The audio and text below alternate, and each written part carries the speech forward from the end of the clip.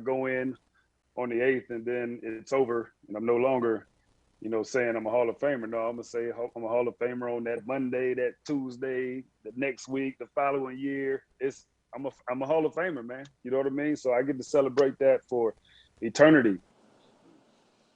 And welcome back to our Green and Gold and Canton Hall of Fame special. If you're a Packers fan, well, they saved the best for last on Sunday with 7 Hall of Fame speeches. Charles Woodson was the last one. And from singing to crying, thanking his family, in particular his mom, Woodson brought tears and emotions to the crowd on hand and at home. For more on that, Eric Boynton joins us in studio. Hey, Eric.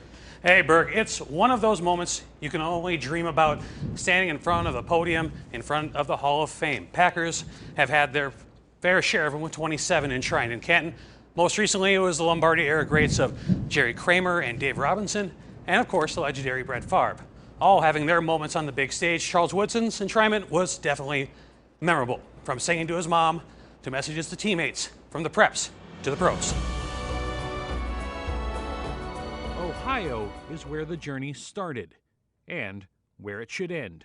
You know, I grew up an hour and a half west from here in Fremont, Ohio. It's where I picked up my first pair of cleats to play this great game that we play.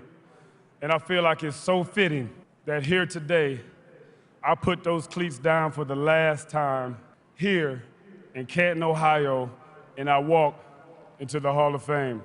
The kid from Fremont who became a Heisman winner, first-round pick, a Defensive Player of the Year, and Super Bowl champion, is home in the Hall. They say it takes a village to raise a child, and my village certainly done right by me and my family. So I thank you. So to my mom, my dad, my hometown, without you, I am not here. This year, like everything else, would not be the same.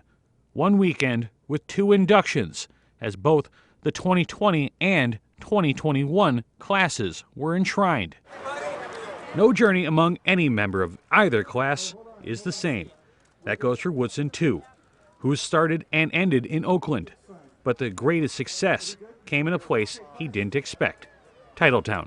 You can take somebody's word for it, but whenever you are able to experience something yourself, then you can have your own idea about what it is. So I was able to go there and have my own experience. The way it ended was the way it should have. We won a championship. I was able to win a Defensive Player of the Year and just had a lot of great memories there in Green Bay. 2 kids, married, so it was life-changing events that happened in Green Bay.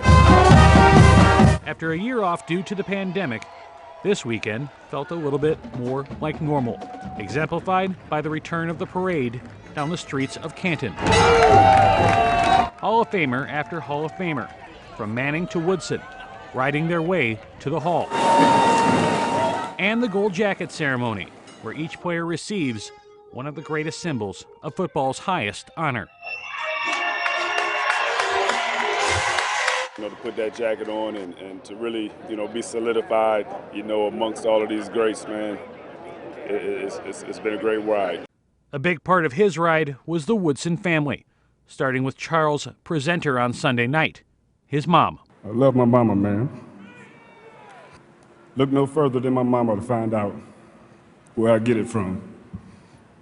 My passion, how hard I work, that comes from my mother. One by one, Woodson detailed the stories that made him the player he would become.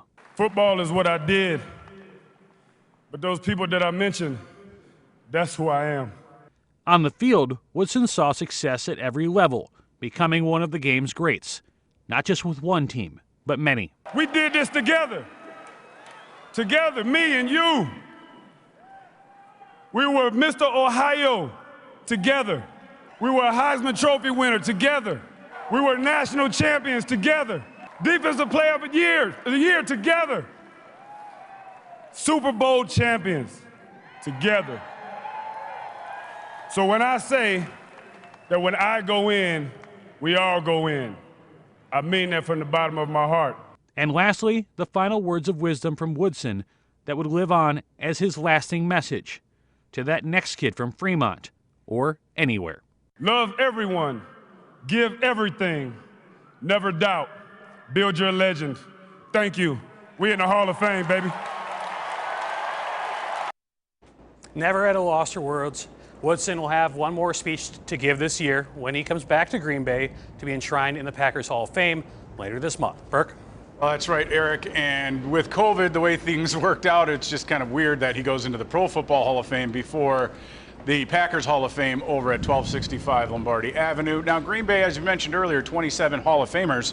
The second most only to the Bears. We get all that. But when Andrew Brandt tweeted this about Woodson, I'll never forget his first practice. He was instantly our best tackler, our best DB, our best returner, our best athlete, our best leader, and best player. Truly elite person.